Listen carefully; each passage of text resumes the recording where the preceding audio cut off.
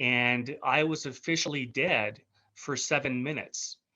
Well, my story begins on the other side of that white light. Somehow, with my near death experience, I didn't go through seeing my body or being in a tunnel or seeing the white light. Mine starts on the other side of the white light. So as soon as I died in the hospital, I woke up and I was standing in the most beautiful building I had ever seen. It was all white marble, beautiful white marble, like polished white marble everywhere. It was just beautiful. On the right-hand side of me, there were these huge columns, huge white marble columns that went all the way down. And this building was so long that I couldn't see the end of it. It seemed like it was miles in length. So these columns on the right-hand side, on right in front of me were tables, beautiful white marble tables that went all the way down, and they correlated to these columns on the right-hand side. On the left-hand side of me were what I can only describe as tunnels or doorways. And again, they were right next to each one of these tables. So if you can imagine these tunnels, then the tables, then these white columns made up this building. It was absolutely beautiful. And what it was, oh, let me mention one thing before I forget. Have you heard the term spirit guide? All of us have spirit guides who help us with our lifetimes. And right about that time, my guide came to me in my left ear and he said, "My name is Alan. I'm your spirit guide." And what happened is everything that my guide took me to, he explained to me what I was seeing. And he talked to me in my left ear. So that's why I was able to explain to everybody what was actually happening. So he told me I was in what is called the orientation center. And what it is, when somebody dies, they go through these tunnels. And at the end of the white light, they walk into the orientation center. So the building he took me to outside first was a beautiful white marble building with white columns outside, marble columns all along each floor side of the building. He took me on the inside, and the inside it was a round building, a round room, and it had movie screens all along the top, just like if you were to go into a movie theater, but the screens were at the top of the room, all in a circle. And all of a sudden, it started showing episodes of my lifetime.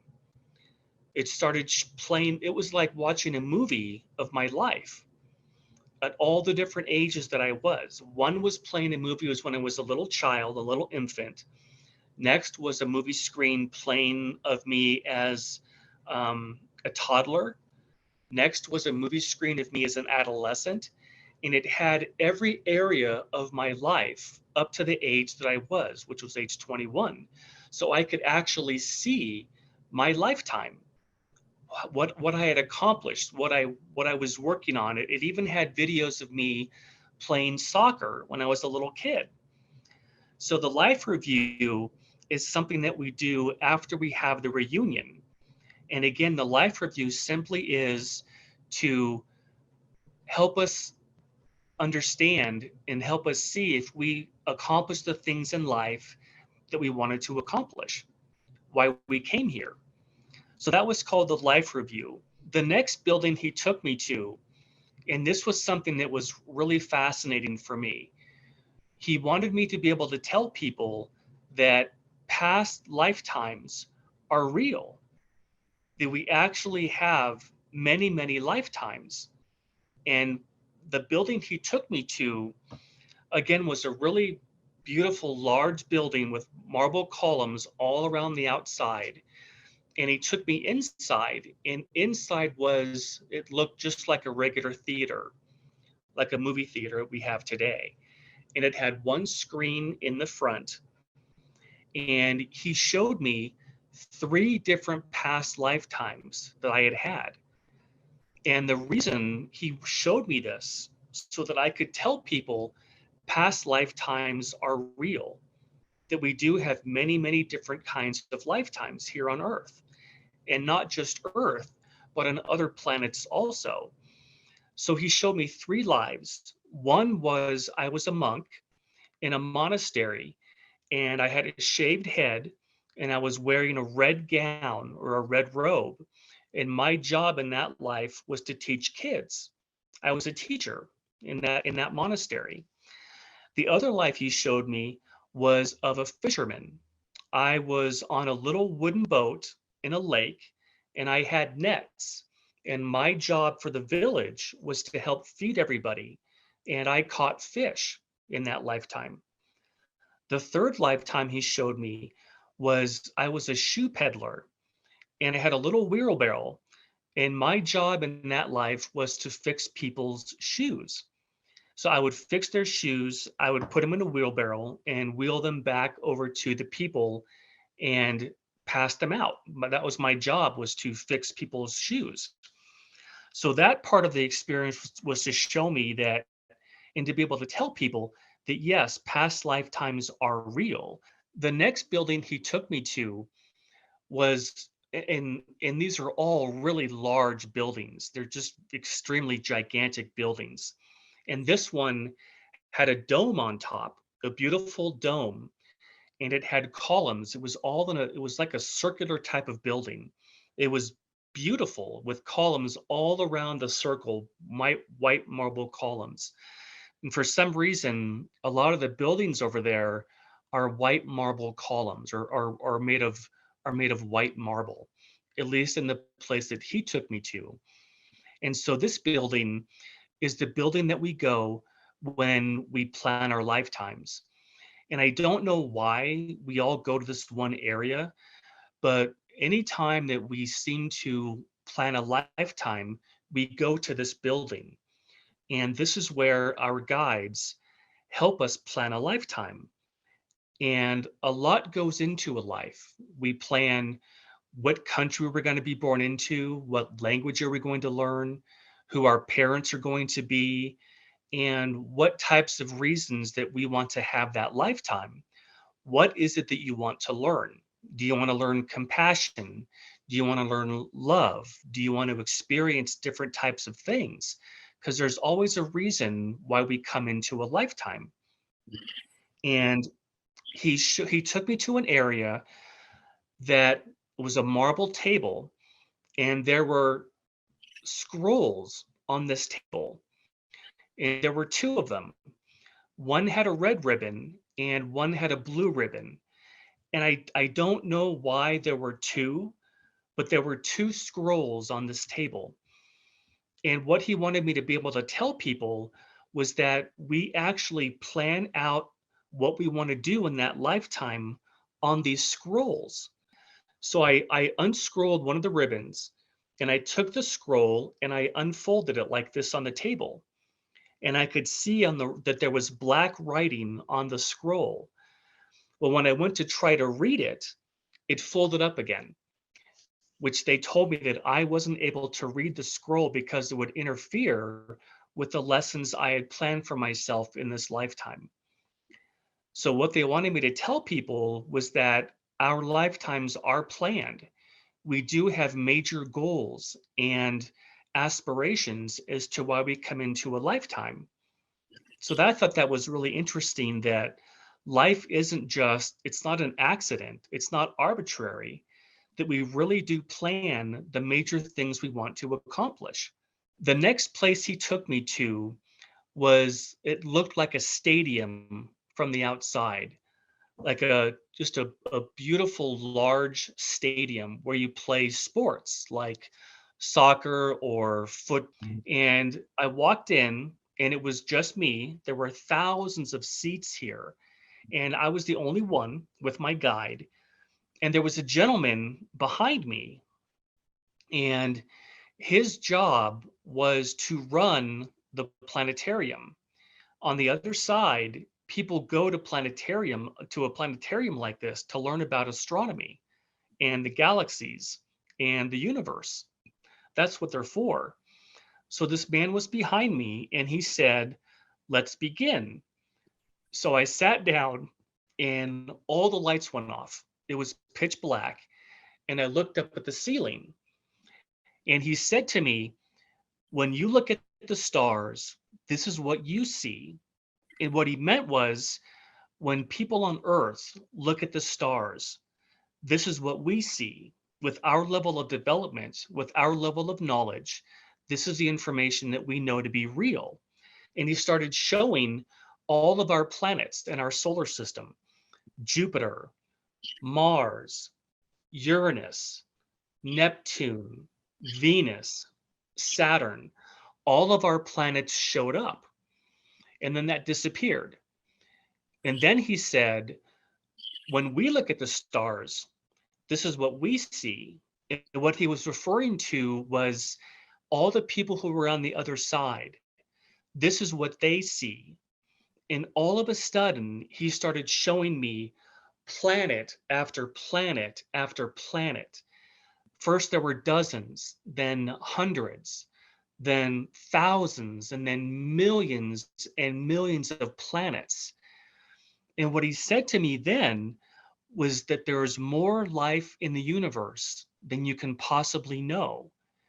And what he wanted me to know was two things, is the reason he showed me this. The first one was that Earth is not the only planet in the universe that's inhabited. There are millions of other worlds out there, and Earth is only one of them. The second thing he wanted me to know was that we have lifetimes on all kinds of different planets, not just Earth. So there are millions and billions of planets in the universe, and we can have lifetimes on any of them. And I thought that was absolutely extraordinary, to know that we have life on other worlds. That just blew my mind. So that was the stadium. The next place he took me to was another extremely large building. And this one only had columns in the front. On the sides, it was just white marble, but it had columns in the front and a bunch of stairs leading up the top to get to the entrance of this building. So we walked in, and it was a library, a huge, enormous library with 20 or 30-foot high bookcases, and they were full of books. And my guide told me that anything you want to learn is in this library. Everything was there. Anything you wanted to learn about, anything about human knowledge was in this building. And there were people everywhere. I could see people looking for books. There were people who were talking. There were people who were sitting at the tables reading. It was just full of activity. And the other side, it's so amazing because everything that you like to do here on Earth, you can do on the other side. You can hike, you can play music, you can take classes, you can go to lectures, you can swim, everything you love to do here, you can also do there. The next place he took me to looked like a castle. Well, anyway, he tells me to walk in the castle. And as I walked in, the very first thing I saw was a red carpet, a beautiful red carpet that went all throughout the whole bottom of the castle, just a beautiful red carpet. And on the two walls next to me were life-size paintings. And what the paintings were, they were paintings of the kings and the queens who had lived during that lifetime. And they had lifetime or life-size paintings of them. So again, if you wanted to learn about that period of Earth's history, you could walk into the castle, you could look at the paintings and you could see what they looked like and what they wore. Well, here was one of the most fascinating parts about this is in front of each painting, there was a podium. And on the podium was a book. And the book was about that person's lifetime. So if you wanted to learn, let's say you wanted to go learn about King George. You walked in, you could look at his picture on the wall to see what he looked like. And then you could take this book and you could flip through it and you could see what his lifetime was all about. What did he do? What did he accomplish? What were his goals? And what kind of a king he was. And all the way down, every person who had lived in that castle had a painting of them and a book about their lifetime. Well, here's the last part of my experience. I was in this field, and all of a sudden, a man showed up in front of me, and he had sandals on, and he had a golden sash or a golden belt around his waist. And he spoke to me, and he said, "You must tell them there is no death." And as soon as he told me that, I was, boom, back in my body in the hospital room. So he actually told me that what I'm supposed to do with my lifetime is to tell people from my near-death experience that nobody really dies.